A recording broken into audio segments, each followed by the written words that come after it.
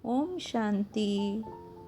आज फिर हम नए नए सोमानों के साथ हाजिर हुए हैं।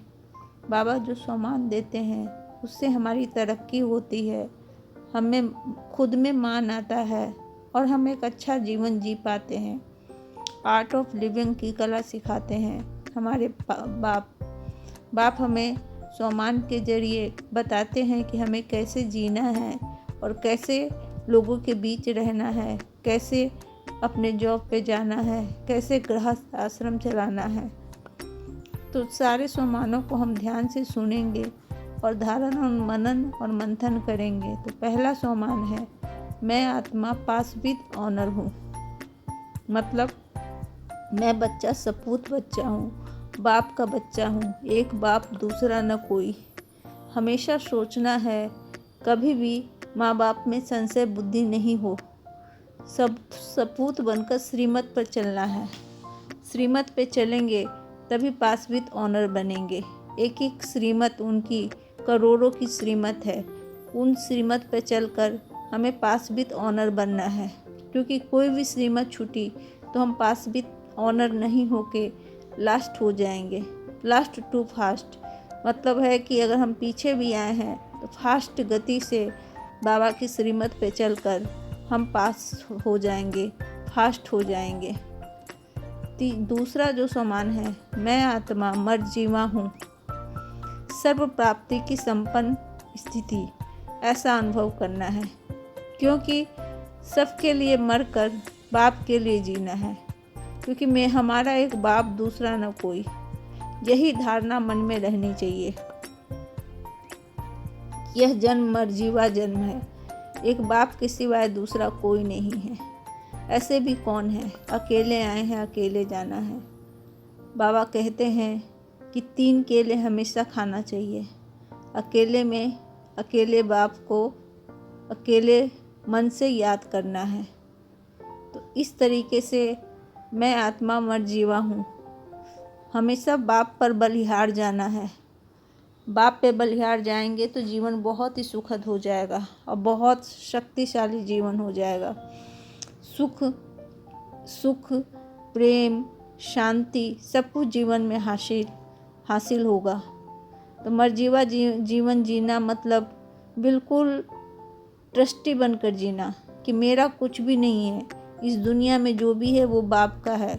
मैं एक ट्रस्टी आत्मा हूँ और इसे संभाल रही हूँ। मतलब एक मुसाफिर खाने में जिस तरीके से हम रहते हैं, बस उसी तरह जीना है और यही सोचना है कि एक एक पल हमारा बाप का है। तो इस तरीके से जिएंगे तो बहुत ही सुंदर जीवन हमारा हो जाएगा और जो भी कष्ट है, जो भी परेशानियां हैं, वो बाप खुद ही देख लेंगे और दूर करेंगे। तीसरा जो सोमान है वह मैं आत्मा निश्चय बुद्धि हूँ।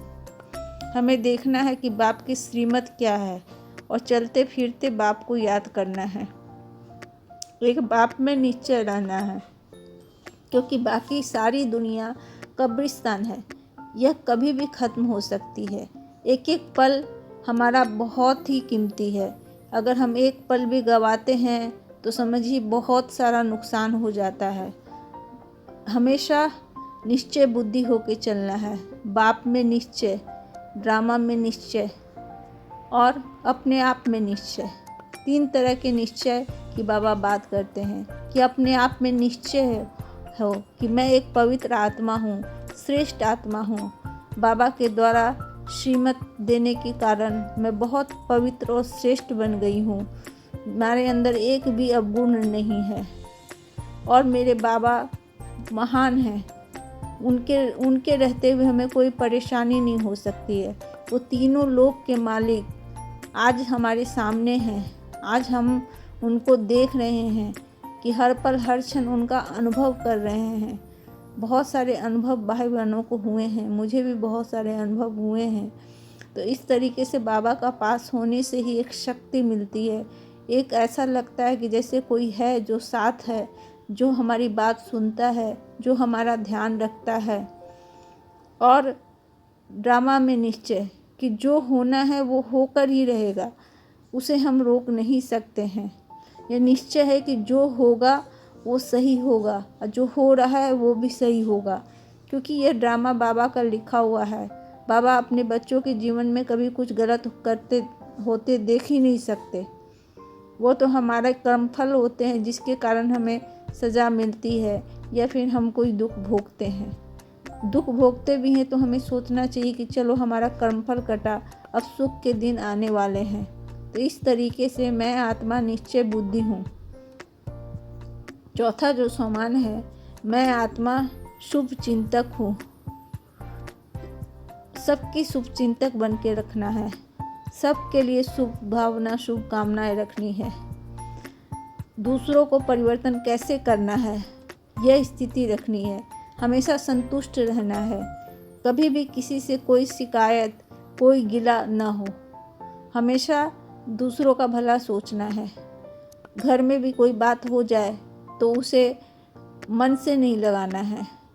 बाबा कहते हैं कि अपने विकारों को दूर कर माया ठगनी से दूर रहो।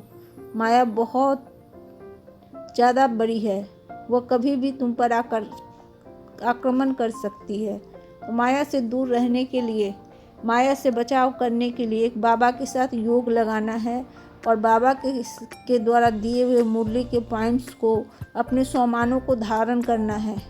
मैं आत्मा मास्टर सर्वशक्तिमान हूँ, इस बात को हमेशा ध्यान में रखना है। अगर शक्तिमान सोचेंगे कि मैं मास्टर सर्वशक्तिमान हूँ तो इस सोमान में सारे सोमानों का समझिए कि सबसे बड़ा सोमान है ये। एक ही सोमान में सारे सोमान आ जाते हैं।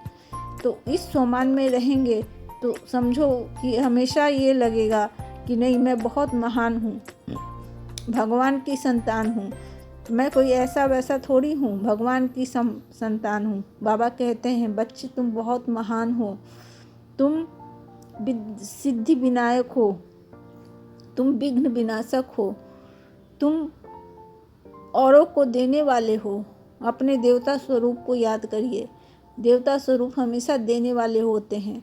वैसे में हमेशा शुभ चिंतक बनकर सबको देने वाला बनना चाहिए।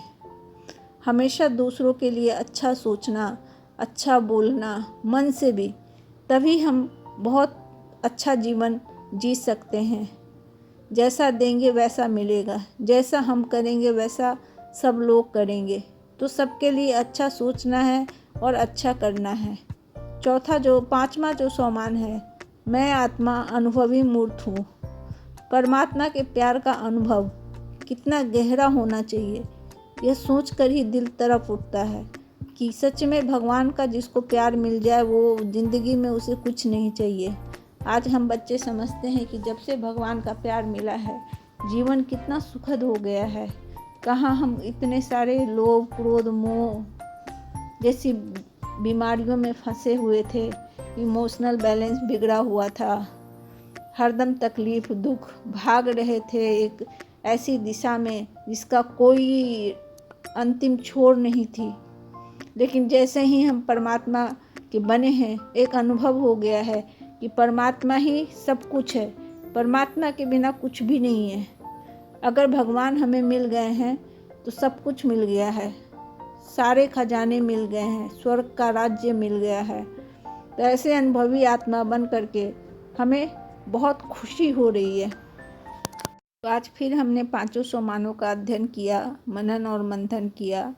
तो अगर आपको ये सभी सोमान अच्छे लगे हो तो प्लीज़ सब्सक्राइब का बटन दबा दीजिएगा, शेयर और लाइक ज़रूर कीजिएगा। कल फिर मैं हाजिर होंगी नए सोमानों के साथ। ओम शांति।